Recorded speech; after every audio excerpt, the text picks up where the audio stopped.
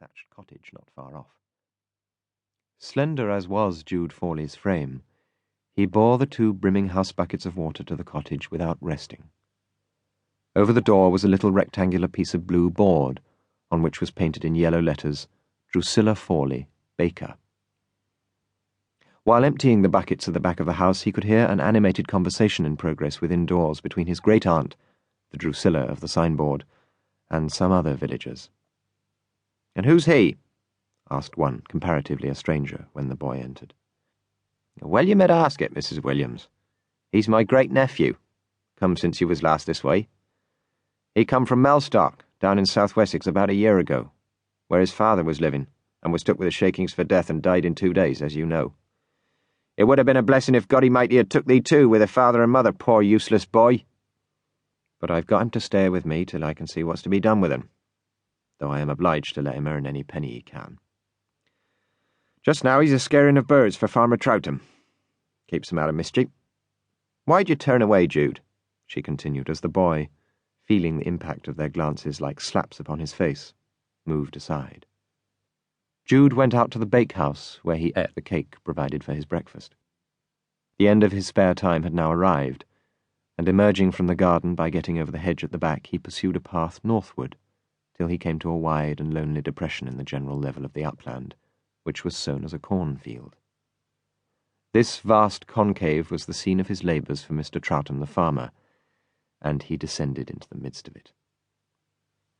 "How ugly it is here," he murmured.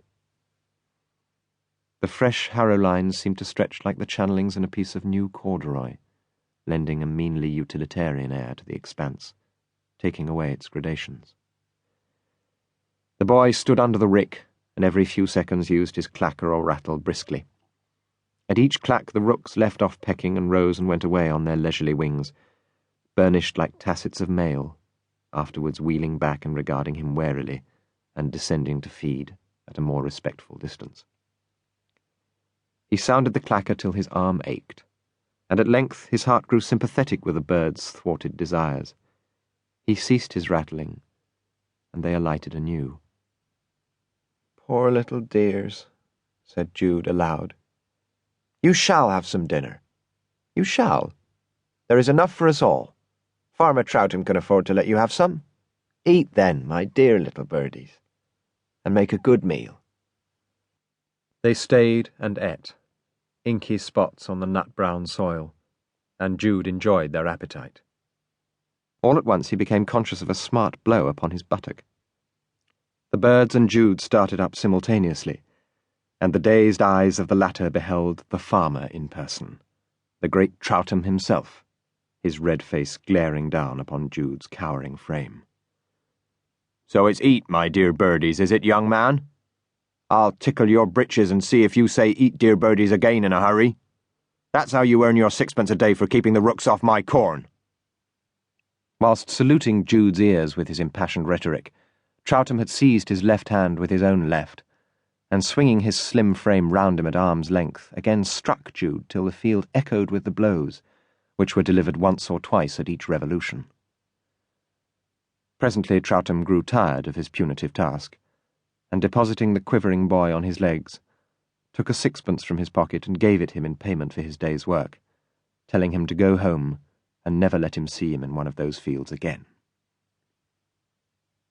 On entering the cottage, he found his aunt selling a penny loaf to a little girl, and when the customer was gone, she said, "Well, how'd you come to be back here in the middle of the morning like this?"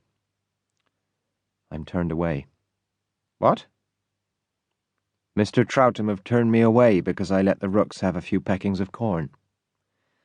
And there's my wages, the last I shall ever hae." He threw the 6pence tragically on the table.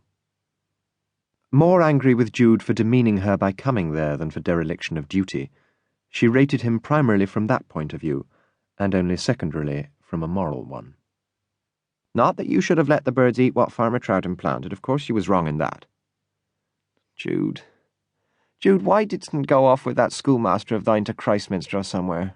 But oh no, poor ornery child, there never was any sprawl on thy side of the family, and never will be."